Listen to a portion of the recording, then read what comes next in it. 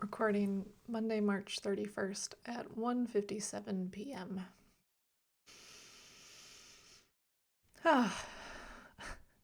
First of all, just wanted to say thank you all for your patience. I know I haven't really set up a official recording schedule, and really that doesn't sit well for me. I very much work in the flow of my energy and the flow of doing things when I feel called to do them and moving with my energy and resting when I need. And honestly, last week was a week of deep healing and deep rest. And I don't know, it felt like today was the day that I could record again, or I felt resourced to record again, channel again, and just share whatever comes up today. Um, and it's funny because as I'm sitting here, I'm feeling like I originally had scheduled today to record with another individual on their podcast. We had planned it for, I don't know, 6 or 8 weeks or so. And whenever we had met to kind of prep for it, Spirit was like, "No, push it out. Like don't do the recording until Monday, March 31st." And I was like, "Okay." And then over the weekend, well, the last 6 or 8 weeks has been absolutely wild, absolutely crazy, both emotionally, spiritually, cosmically. And then over the weekend, the woman I was going to record with, she messaged and said that she's been traveling and is unable, like, we would have to move our time. And I just kind of laughed because at the time, Spirit was like, "No, don't reschedule." And so it now feels like, oh, no, I'm just meant to share that story or share what was coming to my mind and coming to my heart with her, uh, but on my own. So, wow, that just made me feel really emotional. All that to say is, here goes, I guess. Ah, yeah. All right. Well, what I was originally sitting down or planning to sit down with the other woman, we were going to talk about surrender, and we were going to talk about my journey to surrender.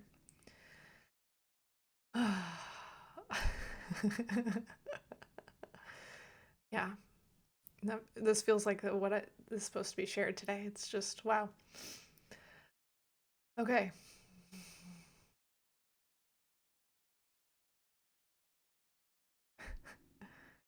So my journey to surrender has been long. I was really for probably about 3 years or so. I'd been really working on moving from a place of anger to surrender because let's be honest, I was with all of my background and things that I went through, I became a very angry person. And a lot of it was me getting stuck in survival mode, me getting stuck in this very heightened nervous system, and me and my body trying to protect me from the hurt that was underneath all of all of the pain. Or, yeah.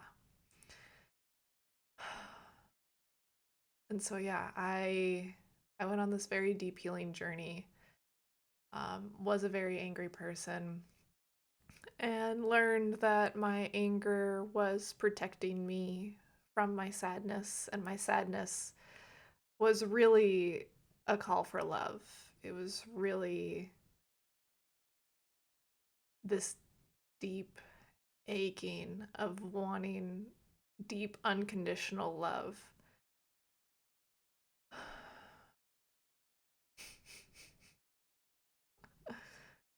Ah, yeah. Just letting that sit for a second.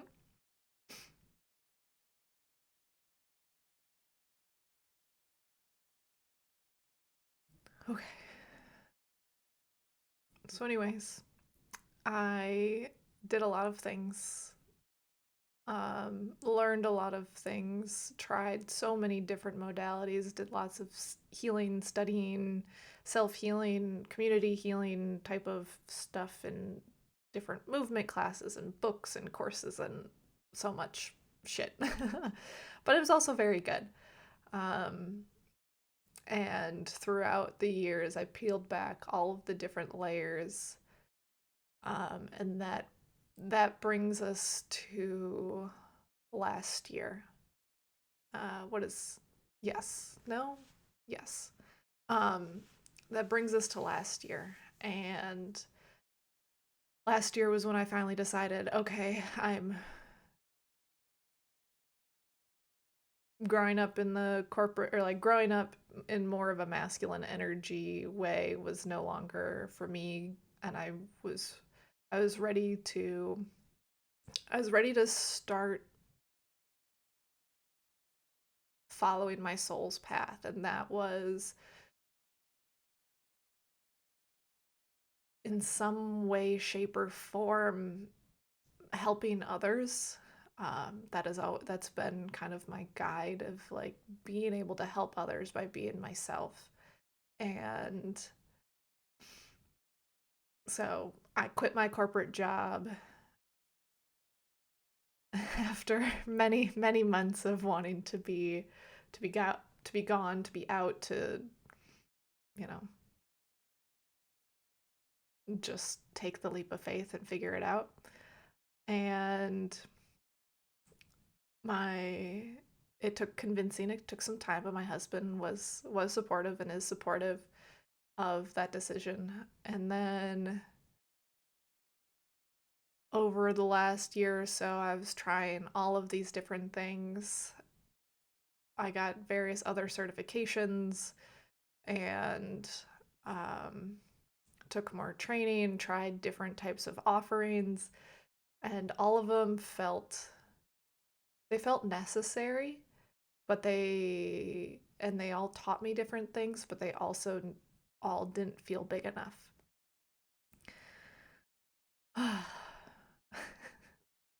Meanwhile, as I was figuring out my business stuff, um,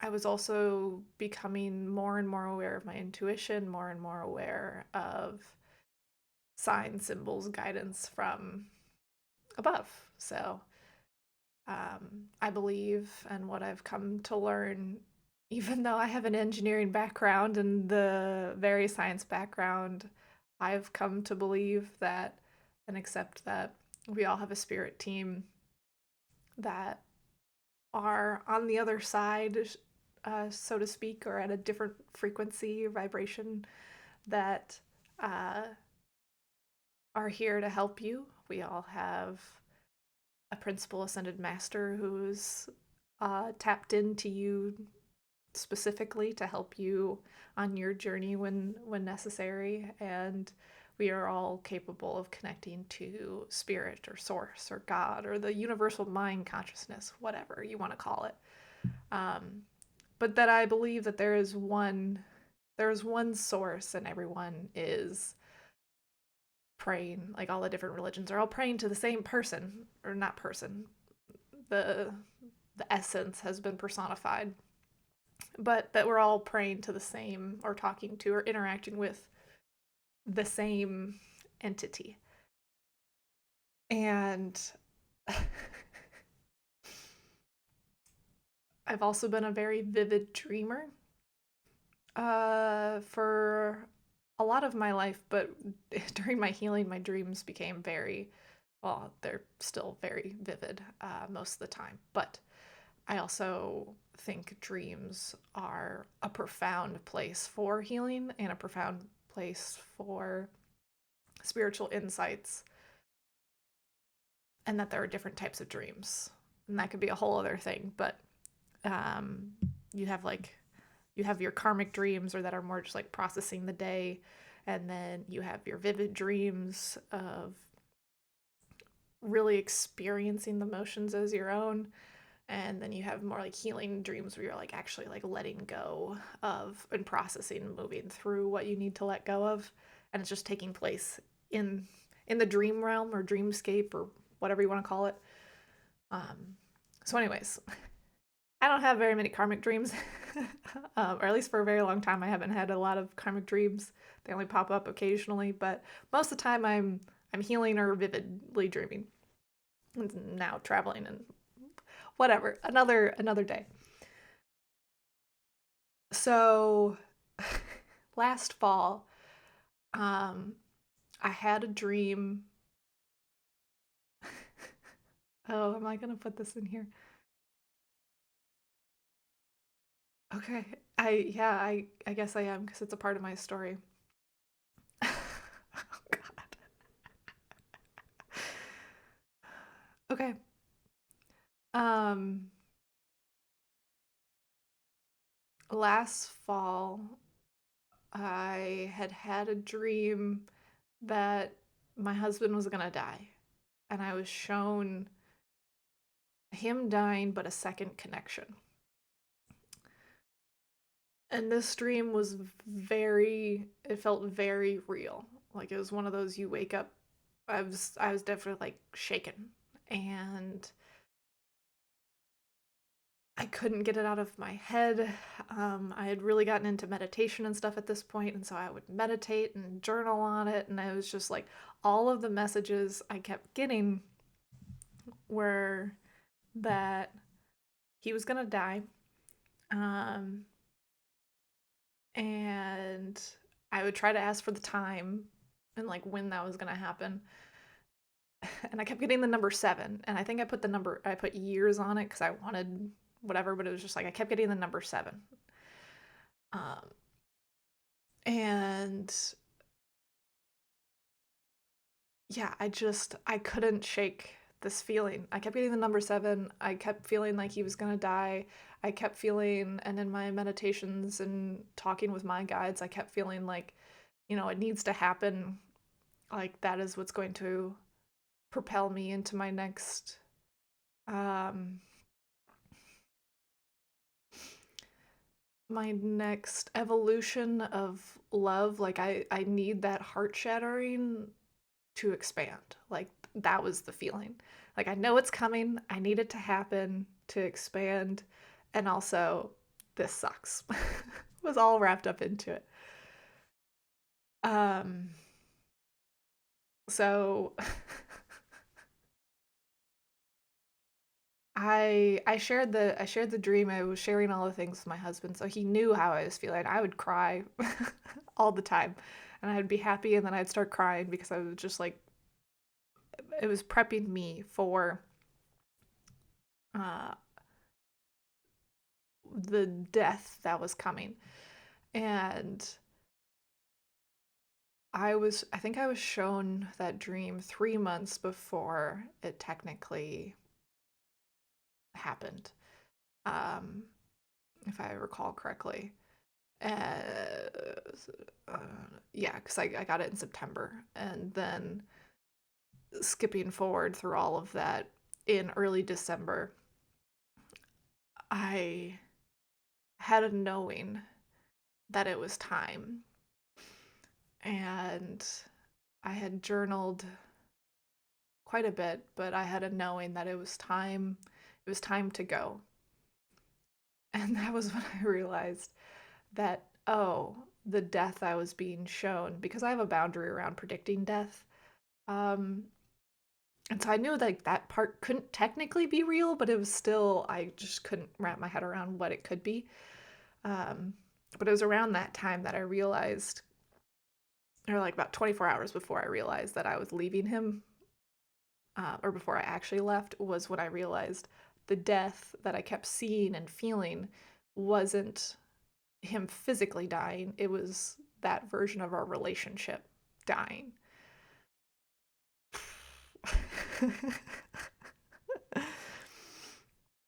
And Yeah, there's so many other details there that I think I'm gonna hold off on at the moment. Um, and they might come up later in other episodes or engagements, but um I knew it needed to happen. I trusted it needed to happen. I realized that I um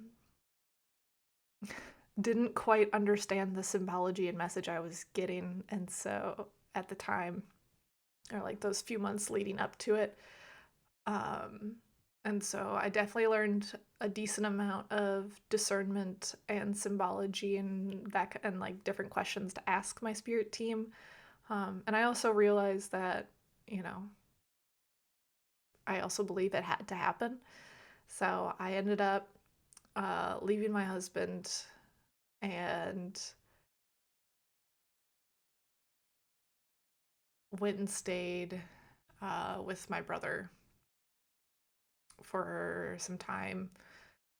And I really allowed myself to grieve. I really allowed myself to really feel the weight of that separation, to feel, because I when I left, I couldn't see a path forward. Um to me there was no path forward. To me there was no, like, I didn't know how we could overcome it, or what, like, the feelings that were coming up and the things that kind of led to the separation. Um and so I left with finality, very much planning to file for divorce. Um, and I grieved very deeply for 3 days. And it wasn't until the fourth day that I woke up that I felt like I had been reborn. The the 3 days were painful. The 3 days I hardly ate. I practically fasted. I think I lived on maybe a couple apple sauces and some bone broth, and water, but I really did not have a whole lot. And then I woke up on that fourth day and it had just snowed. And so I was sitting alone in my brother's living room and I was drinking some bone broth and just like enjoying the peace and quiet of looking outside or out the window at the cars going by and hearing the birds, and just like feeling like a big weight had been lifted, and also feeling like I was ready for reflection and feeling like I was ready, or like that I felt like I could see a path forward. And I spent that day, or that fourth day, really deeply journaling and reflecting on my own role in the relationship and my own role in how I got to where I was. And so some of the questions I asked myself and I shared too, because maybe this will save you some your own time. But I asked myself questions like, what role did I play in this relationship and leading up to this separation?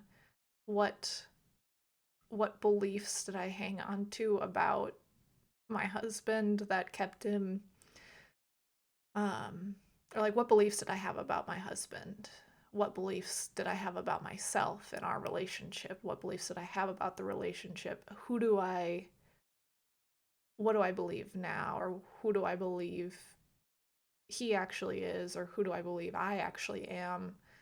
Um and that helped me see a path forward.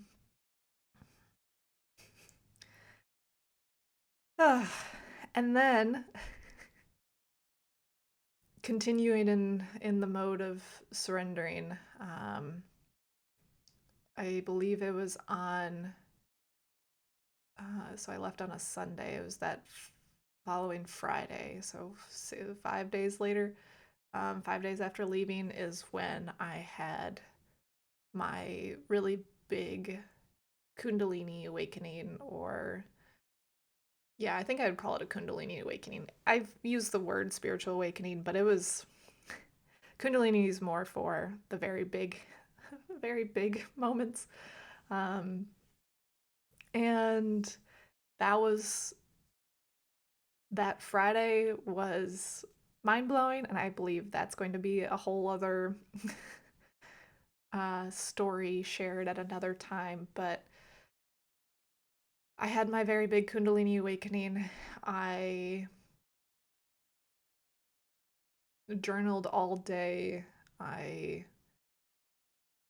that was the first time I really truly heard God or Source or Spirit's voice come in for me. And because up until that point, I believe I got to the point on like a 1 to 7 scale of 1 is saying, there's absolutely no God in the universe, and 7 is there's absolutely a God, some like God exists in some capacity. I had gotten to about a 6 in my healing journey, and that moment was like, all right, we're at a 7. All right, you're there. Holy shit. And I cried, and that day was crazy. There's so much that day. Um, anyway, so I went through the big awakening, did lots of journaling, learned more about who I am and what I'm here to do, and oh gosh. Okay. It feels like I also need to share this aspect of my awakening. Um, and I share this very humbly in that during my awakening, I was one one of the terms one of the angels came to me and said was that I was a Messiah. And then they're like, you are the Messiah, and then here is the information of like this is your purpose, basically. Um and again, that was mind fucking blowing. I was like, what the fuck are you talking about? Me? No. Um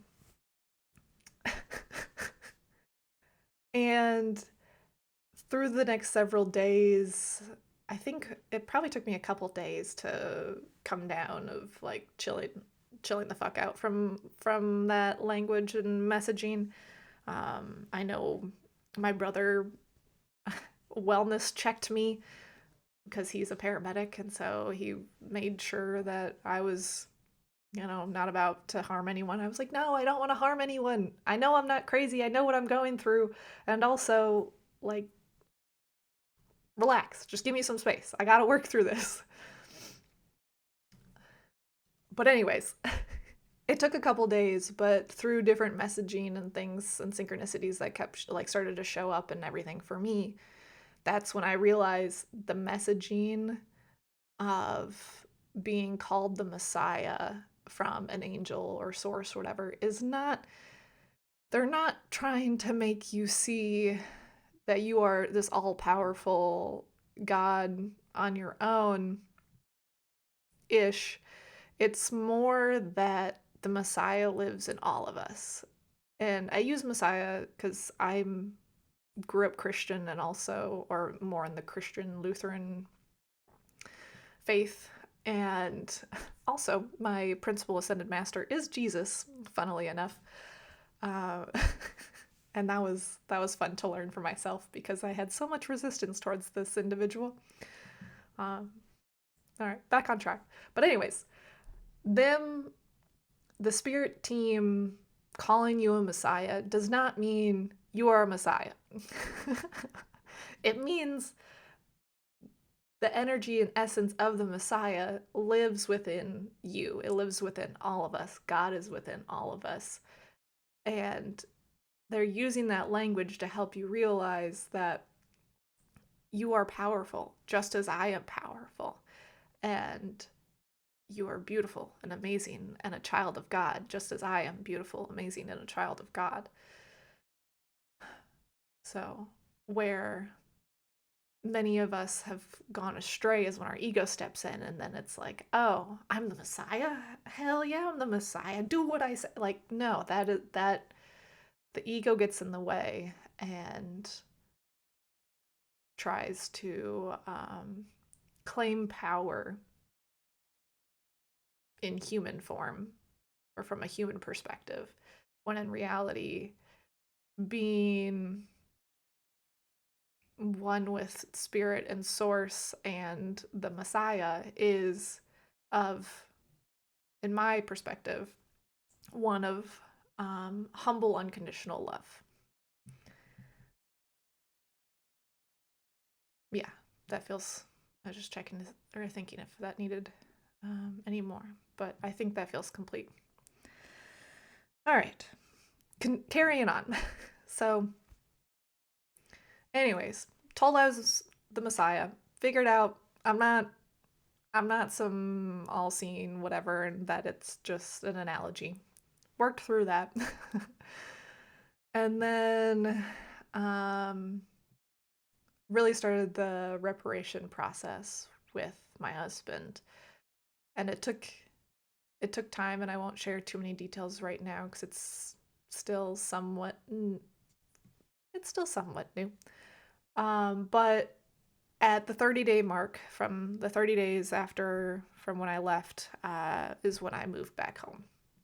And so my husband graciously um, accepted me back into the home, and we've moved forward from a place of choosing one another, loving each other unconditionally, or learning to love each other unconditionally in however that looks, and then um, yeah, moving together in a new version of us. The old relationship of ours is dead, and now this is a new version of us.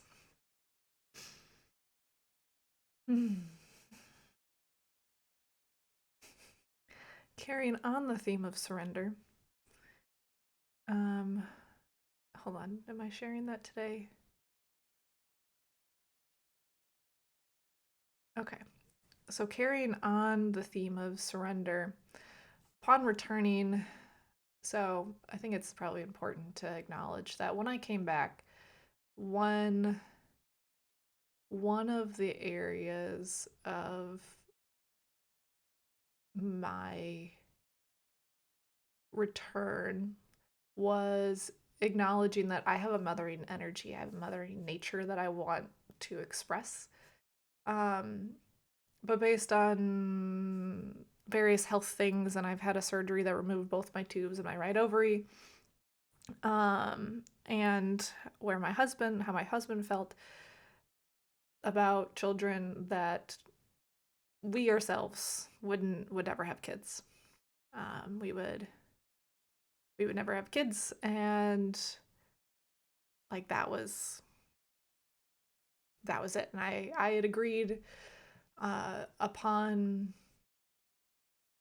returning, or prior to returning, but in agreement to return to our home, that we would never have kids, and that would be fine. And I would channel my motherly energy elsewhere.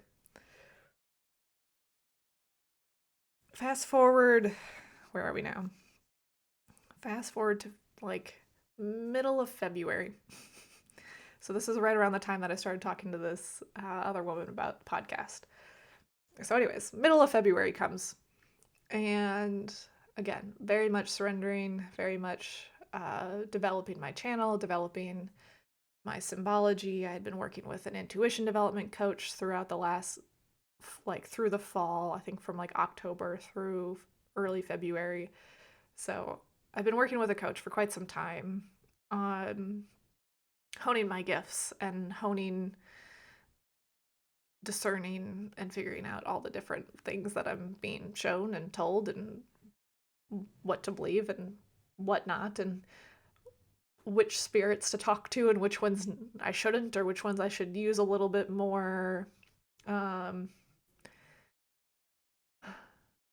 yeah, I like discernment. Which ones I should use a little bit more discernment for. And I had my grandmother come to me in the middle of February, and it was right around the time that my period was supposed to start. But she told me to pay attention to my bleeding. Um, and she kind of warned me of an ectopic pregnancy. Mind you, leading up since the separation, I had started eating intuitively, so I really cut out a lot of meat, and I'm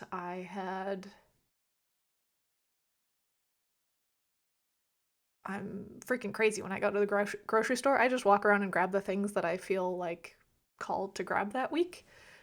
Sometimes I don't even know what I'm making.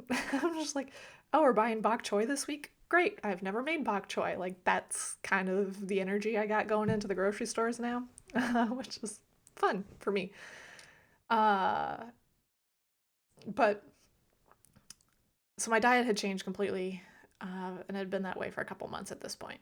And then, because I was making the transition to be closer to vegetarian, vegan ish, but my grandmother came to me. She warned me of potentially an ectopic pregnancy. And then later that evening, which I told my husband that message came through. Then later that evening, I heard a spirit call me mom for the first time, and that blew my freaking mind because I never thought there would be anyone who would call me mom, let alone this connection to a spirit baby that I was being shown. um, and so that brought out a lot of different emotions, and that's where the last 6 or so weeks have been super crazy. Because I'm not going to go into too many details because it still feels rather um, fresh. But what I will share is that over the last 6 to 8 weeks, I was shown and led to believe that I was actively pregnant. Um, what I've since learned, and hence the period of time between my last episode and this one, is that medically, scientifically speaking, I was experiencing sort of like a chemical or energetic pregnancy. So I had lost enough weight, which I was not planning to lose weight. I just did in doing these dietary changes. I had lost so much weight that my ovulation cycle got weird, and that made my body believe I was pregnant. And that gave me so many pregnancy symptoms, from the nausea and fatigue to breast tenderness and all that. Like, I had so many pregnancy symptoms, but there was nothing there on the ultrasound when we went to get checked out, because I was like, this would be a miracle if this was true. And what that showed me or taught me, um, or how I still feel very surrendered to the universe and to spirit and source and all the things, and surrendered to love, is just that I believe everything happens for a reason. I believe that experience showed me a ton about myself when it comes to whether or not I want to be pregnant, and how I would want, like, how I could see my life in different scenarios, because I was having so many vivid dreams during this time. I also was able to really tap into the like spirit baby, uh I guess realm is the best way of putting it, but I feel very connected to them, um, and I feel very connected to the inner child that is in each of us. Obviously, consensually, I'm not gonna tap into your inner child without your consent, but I've met my own inner child, and I have, for those that have consented, I have like helped others in their inner child connections and healings, and um, yeah, the the the last 6 or so weeks gave me a lot gave me a lot in terms of my relationship. It gave me a lot in terms of, well, relationship with myself, relationship with my partner, relationship with the spirit realm. I've been able to create so many new like symbology things in my boundary book, so that way I can know, okay, you're telling me I'm pregnant, but actually now I have a symbol to indicate, do you actually mean pregnant? Like, am I energetically pregnant, or am I has it physically manifested into this 3D world of pregnancy? And so that is the difference now. Now I know that what I've been experiencing has been that energetic pregnancy.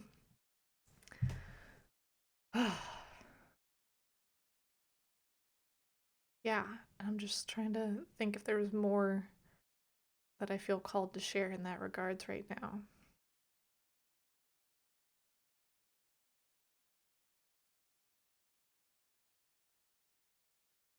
No, that feels pretty complete, and it feels like they'll probably be more shared at a later time and a later date. But for now, that is the bulk of that's the bulk of the highlights of my story from being moving from anger to surrender. And it's also, I feel like there's just so much more that could be shared in that capacity, but it feels like some of the details aren't quite ready to be shared, or maybe not quite in this episode. So it's,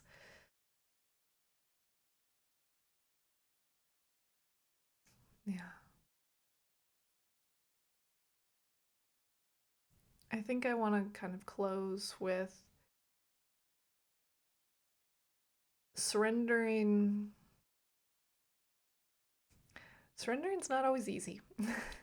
Surrendering is definitely not uh, easy, or it doesn't always feel easy. But it's a choice, and I was so headstrong and so trapped in survival and so trapped in trying to control everyone and every little thing for so long that it really took a toll on myself and my body in so many different ways. And what I've learned through surrendering is, and by surrendering I mean surrendering to the flow of life, surrendering to love, surrendering to allowing myself to be guided, allowing myself to go where feels good, go where my heart feels called, um, go go where I want to go and not where society wants me to go. That's what surrendering means to me, and being the embodiment of love, being,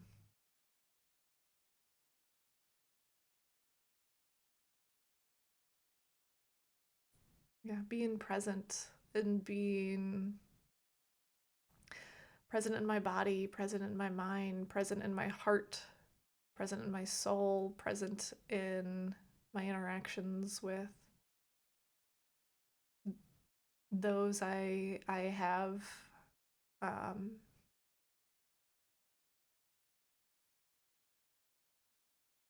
present with emotions that come up.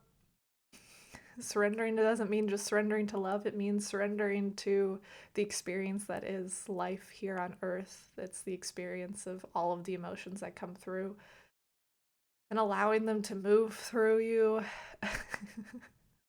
because they don't always feel great. They don't always feel great, but that's also the beauty of being here is getting to experience all of the emotions because I've had a moment or two. There was a time about it was a couple weeks ago, but I had a moment when I was trying to fall asleep, and it honestly felt like my body died for several seconds, and I reconnected with where we go or where our souls and spirits go after our body dies, and it was incredibly peaceful, and it was incredibly blissful, and it was incredibly warm and welcoming and homey feeling. Like I very much felt like, oh, I'm home.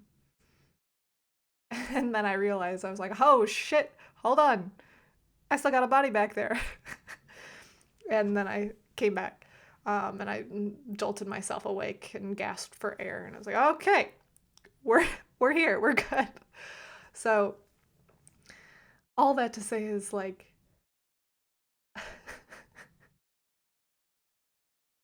we came here to experience life. We came here to expand and grow and to feel all that the world has to offer. So don't negate the experience you're having. Don't push away the experience you're having. Allow yourself to experience it fully and allow it to move through you and move through your body and move through your mind and find the lessons, find the gratitude there because when you're able to find the gratitude and find the love and find what each moment is showing you or meant to show you,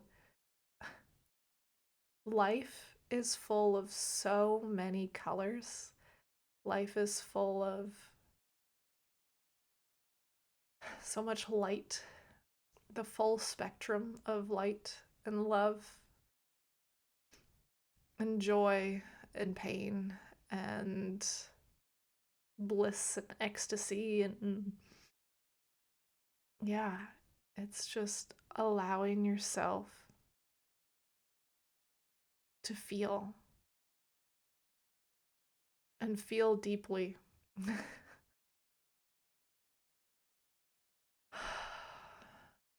Feel wholly.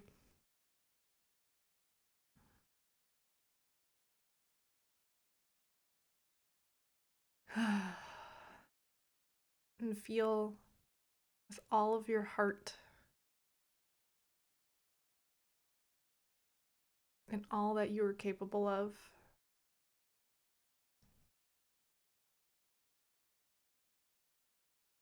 And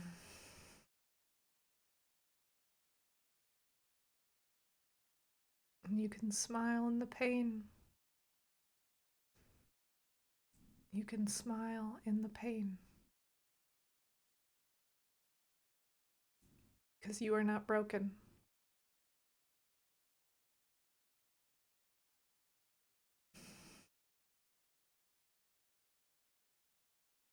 You are not broken.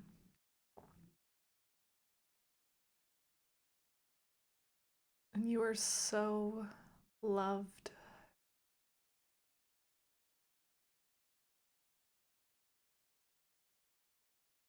You are so incredibly, deeply, you are so loved.